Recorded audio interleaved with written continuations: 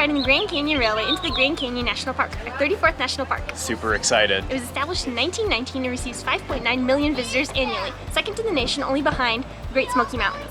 The canyon itself is a mile deep, 277 miles across, and 18 miles wide. It has elevations ranging from 8,000 to 2,000 feet, creating for a variety of weather conditions. On average, the temperature raises 5.5 degrees for every 1,000 feet you drop in the canyon, and in the winter it can be snowing at the rim, but will turn to rain before it reaches the bottom. So crazy. Today we're riding the luxury dome on the way up and standard coach on the way back. The dome is supposed to provide amazing views, but one big reason we booked it is access to the open air platform at the back of the train.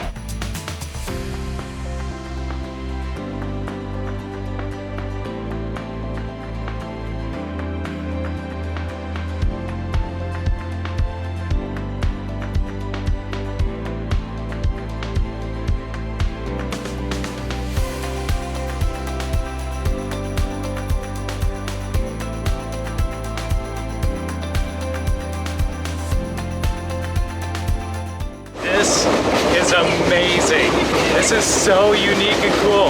Like, I know there are other trains where you can do this, but I've never done it before, and it is so weird to be on the back of the train while it's moving. It's awesome.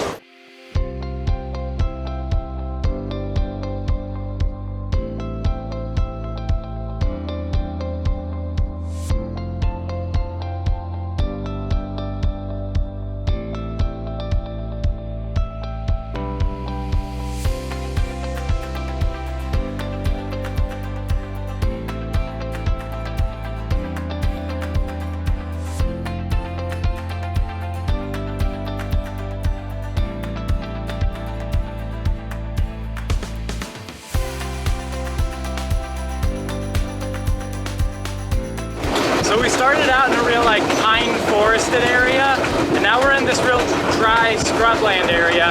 We lose about 1,000 feet of elevation going down to the canyon, but then we actually pick that back up, so when we get to the Grand Canyon Village, it's going to be back in that same pine forest. So this is just past the lowest elevation on the route.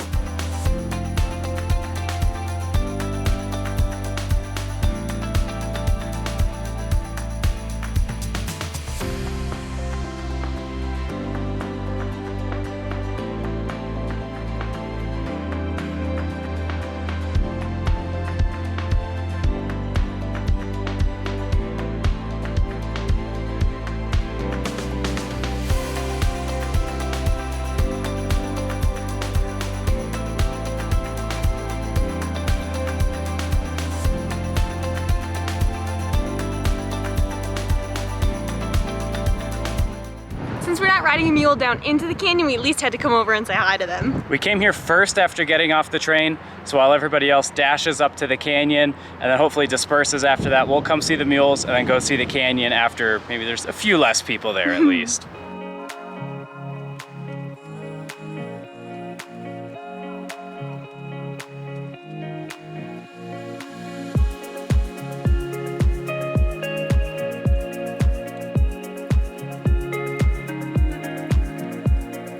Taking the train to the canyon, we have about 3 hours here before it heads back. So we're going to explore as much of the South Rim Trail as we can from the Canyon Village before we have to turn around and go back to the depot.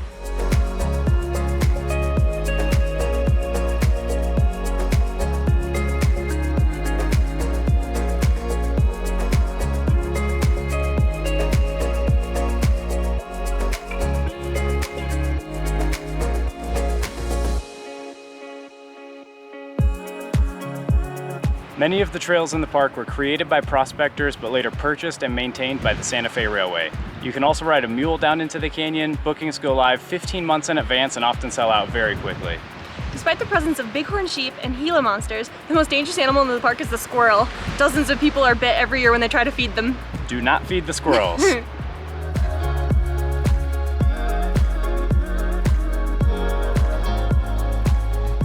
We ended up following the South Rim Trail about a mile and a half to the Geology Museum and a number of overlooks. Now we're gonna head back towards the village and use the rest of our time before we get back on the train exploring that area some more.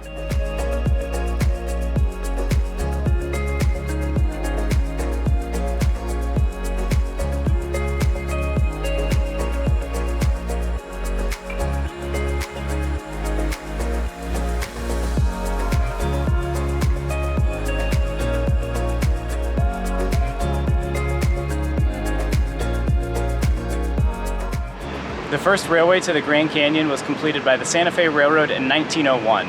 Its original intent was actually to haul out ore mined in and around the canyon, although tourism quickly became the main draw. The Santa Fe built lodges and buildings near the south rim, many of which still stand today. They operated passenger service and lodges until 1968, when ridership declined due to the rise of the automobile. Private investors purchased the line in 1989, saving it from being scrapped. They restored the track and resumed passenger service to the Grand Canyon. Today, the railway saves roughly 50,000 vehicles per year from crowding the Grand Canyon Village and giving visitors a scenic and enjoyable way to travel there. From being on the last 2 cars of the train to the first 2 cars on the train.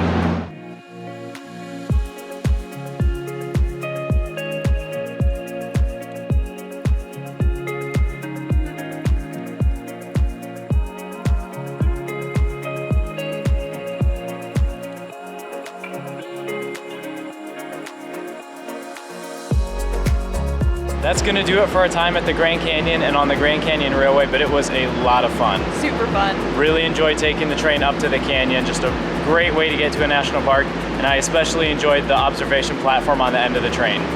Some of us not so much, but it's a really unique experience that you can't really experience a whole lot of other places, and the Grand Canyon as a whole was just enormous and beautiful, so we really enjoyed our time here.